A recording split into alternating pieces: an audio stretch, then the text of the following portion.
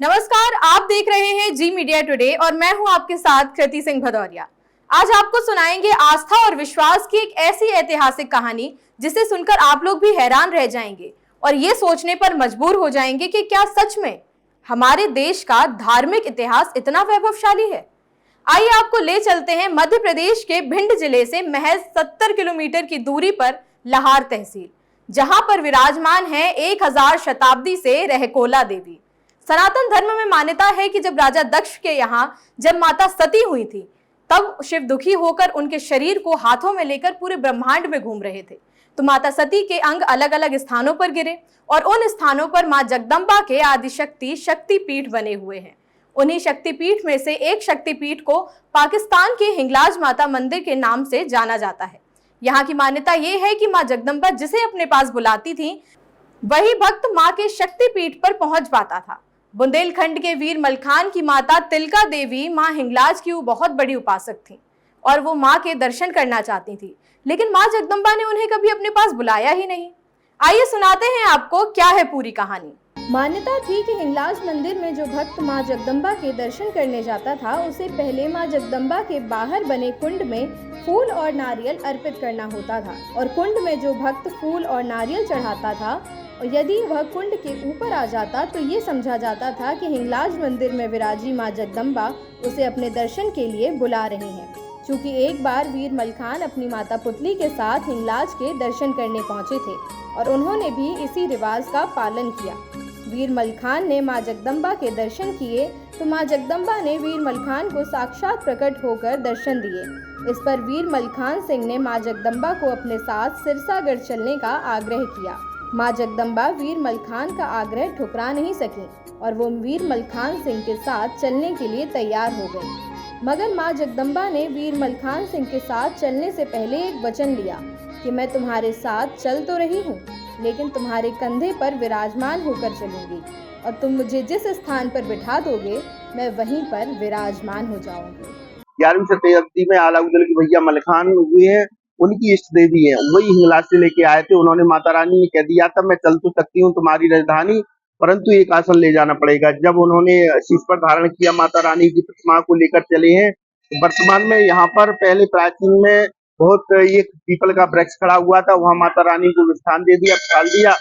जलपान इत्यादि से जैसे ही निवृत्त हुए, दोबारा धारण करने लगे माता रानी को, तो वह हिला भी न सके मूर्ति को। तभी से माता रानी ने कहा कि अब तो तुम्हें ही यहाँ आना पड़ेगा। मलखान के द्वारा यहाँ पर मंदिर बनवाया गया। आज भी सूक्ष्म शरीर से मलखान और उनकी पत्नी गजमोतिन आज भी सूक्ष्म शरीर से यहाँ माता रानी के दर्शन करने के लिए आती हैं। सिरसागढ़ पहुंचने से पहले महज 6 किलोमीटर दूरी पर वीर मलखान सिंह के गुरु गोरखनाथ आ पहुंचे और उन्होंने वीर मलखान से मां जगदम्बा के दर्शन करने का आग्रह किया। गुरु गोरखनाथ की दर्शन इच्छा पूर्ति के लिए वीर मलखान सिंह ने जैसे ही मां जगदम्बा को उतारा तो वो जगह जिस स्थान पर उनके कंधे से उतरी वहां वो विराजमान हो गई और यही जगह आज अमाहा नाम से जानी जाती है। इसके बाद अमाहा के धरा पर वीर मलखान ने मंदिर बनवाकर अपनी पत्नी गजमोतिन के साथ मां जगदम्बा की प्राण प्रतिष्ठा की। वीर मलखान सिंह मां जगदम्बा के अनन्य उपासक थे और मां जगदम्बा भी वीर मलखान सिंह को अपने पुत्र जैसा स्नेह करती थी और जब वो वीर मलखान मां जगदम्बा के दर्शन करने जाते तो मां जगदम्बा नींद से जागकर भी उन्हें दर्शन देती थी। मां जगदम्बा वीर मलखान से इतनी प्रसन्न रहती थी कि जब भी वीर मलखान जब किसी भी युद्ध के लिए रणभूमि में जाते तो मां जगदम्बा का आशीर्वाद लेने जाते तो मां स्वयं उन्हें अपनी तलवार भेंट कर विजयश्री का आशीर्वाद प्रदान करती थी। हर भक्तों की यहाँ पे मनोकामना पूर्ण होती है। हजारों वर्ष से यहाँ पे मेला लगता आ रहा है और लाखों की भीड़ यहाँ पे लगती है।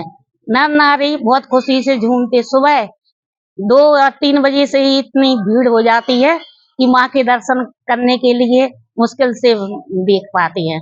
माँ की महिमा अपार है। कहते हैं हमारी माँ की स्थापना मलखान ने की थी, सिरसा की।